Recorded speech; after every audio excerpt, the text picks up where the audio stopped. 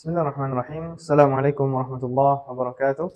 Alhamdulillahirabbil alamin wassalatu wassalamu ala Rasulillah wa ala alihi washabihi ajmain. Insyaallah kita akan melanjutkan pembahasan kita Syarah Alfiya Ibnu Malik. Sekarang kita telah sampai ke bait ke-10 yaitu tentang alamatul ism. Bismillahirrahmanirrahim. Bil jarri wat tanwini wan nida wa al wa musnadin lil ismi tamyizuhu hasal. Kita akan menjelaskan tentang alamatul ism yaitu ciri-ciri isim. Sesuatu itu dapat dijadikan atau dinamakan isim jika memiliki salah satu ciri dari 5 ciri berikut ini. Yang pertama, al-jar, ya. Jika sesuatu itu harokatnya jar, maka dipastikan dia adalah isim. Dan jar, harokat jar, majrur, itu memiliki 3 sebab. Yang pertama, bil harfi, yaitu didahului oleh huruf jar, ya. Contohnya adalah fil ghurfati. Jika sesuatu didahului oleh huruf jar, maka dapat dipastikan kalimat tersebut atau kata tersebut adalah isim. Yang kedua, dia majrur atau harokatnya kasrah disebabkan dia bil idhofah, ya. Dia menjadi mudhaf ilaih, ya. Jika sesuatu itu menjadi mudhaf ilaih, maka dipastikan dia juga isim karena dia majrur. Dan yang ketiga, bit tabaiyah, yaitu dengan mengikuti kata sebelumnya. Di sini contohnya marartu bir rajuli al-karimi, ya. Al-karimi di sini na'at, ya, dan rajuli di sini adalah man'ut, ya. Salah satunya adalah na'at man'ut. Jika kata tersebut adalah na'at sifah untuk kata sebelumnya dan dia harokatnya kasrah, maka dipastikan dia juga adalah isim. Itu yang pertama. Salah satu ciri isim adalah harokatnya majrur atau jar. Yang kedua, ciri sesuatu itu dikatakan isim adalah at-tanwin, yaitu an, in, un, ya. Kalau dia harokatnya tanwin, maka dia adalah isim. Di sini ada 4, ada tamkin, ada tankir, al-muqabalah, dan iwad, ya. Sebenarnya ada dua tanwin lagi. Cuman yang menjadi pokok bahasan kita adalah 4 tanwin ini, ya. Dua tambahannya adalah tanwin tarannum dan tanwin al-ghali, ya. Tapi itu akan mungkin kita bahas di kesempatan yang lain. Yaitu sekarang kita akan bahas tanwin, ciri-ciri isim. Yang pertama, tanwin at-tamkin, ya. Tanwin at-tamkin itu terdapat pada al-asma'u al-mu'rabah. Jadi isim-isim yang dapat di-i'rab, maksudnya yang i'rabnya dapat berubah-ubah. Contohnya Zaidun, ya, marfu'un bi dhammah contohnya. Zaidan mansub bil alif, Zaidin majrur, ya.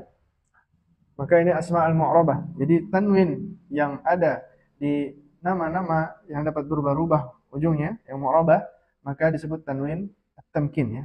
Jadi kalau ada tanwin, intinya kalau sudah ada tanwin di satu kata, maka dipastikan dia isim. Itu salah satu pembagiannya. Tanwin apa? Yang ada di nama-nama yang dapat di'irabkan, yang dapat berubah-ubah harokatnya, maka itu tanwin tamkin.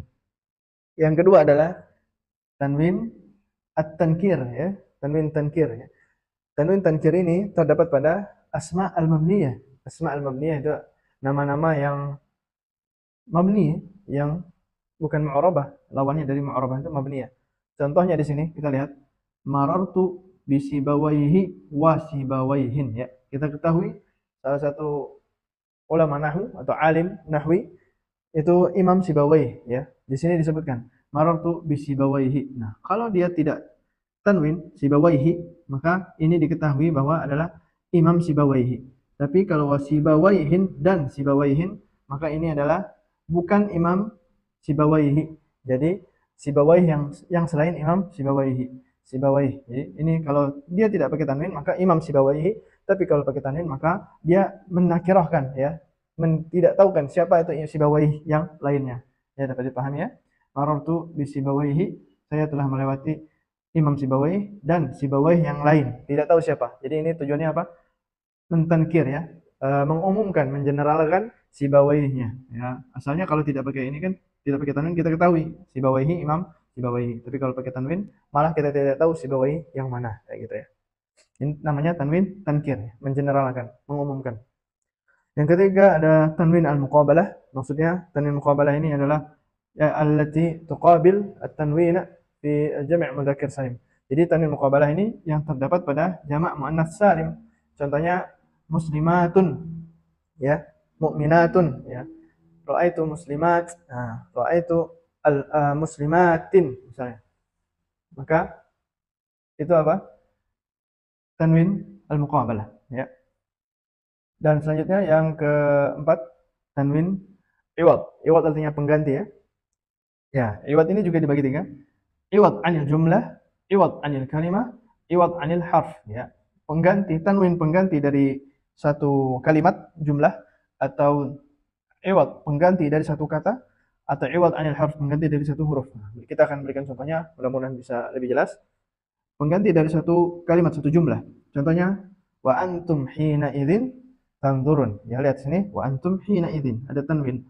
Ya, asal kalimatnya adalah wa antum hina balagatil hulqum tanzurun ya, dan kalian ya ketika nyawa sampai di kerongkongan akan melihat ya hal-hal gaib itu.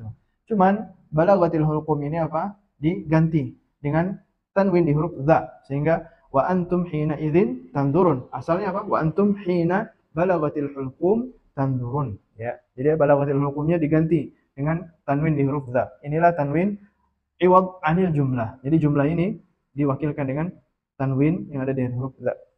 Diganti ya. Yang kedua, iwad anil kalimah, pengganti dari satu kata. Contohnya kullun qaimun, semuanya berdiri ya. Asalnya ini adalah kullu insanin qaimun ya. Insannya digantikan dengan tanwin yang ada di huruf lam. Jadi kullun qaimun, asalnya kullu insanin qaimun. Insanin diwakilkan atau diganti dengan tanwin yang ada di huruf lam. Ya, jadi ini iwad anil kalimat, yaitu pengganti dari kata-kata apa? Kata insan. Yang ketiga, iwad anil harf, yaitu pengganti dari huruf. Contohnya qadin, asalnya qadi, atau jiwarin, asalnya jiwari ya. Jadi huruf ya-nya diganti dengan tanwin yang ada di huruf dha. Itu yang kedua, ciri tanwin. Ciri isim. Yang ketiga, ciri isim adalah an-nida, didahului oleh huruf panggilan nida. Contohnya ya Zaidu ya, ada di dahulu ya wahai panggilannya, atau wa Zaid, nah gitu bisa juga. Contohnya, dan huruf-huruf nida yang lainnya. Jika didahului oleh huruf panggilan nida, maka dia apa? Isim. Yang keempat adalah al-alif wal lam ya, ini alif lam. Bisa masuknya alif lam kepada kata tersebut, maka dia adalah isim. Ar-rajulu, at-talibu, al-kitabu, ya, al-madrasatu, dan seterusnya. Kalau ada alif lam maka dipastikan itu adalah isim. Dan yang terakhir, musnadin lil ismi, yaitu al-isnad ilaihi. Jadi sesuatu disandarkan pada isim atau kata tersebut, maka juga disebut itu adalah isim. Contohnya kita lihat dan lebih mudah-mudahan lebih paham. Zaidun qaimun ya. Nah, di sini qaim adalah proses berdiri atau qiyam ya, kegiatan qiyam, tegak ya, yang disandarkan kepada Zaid. Maka Zaid adalah isim karena kegiatan berdiri itu disandarkan kepada Zaid. Nah, yang kedua kita lihat marortu, saya telah lewat ya. Marortu.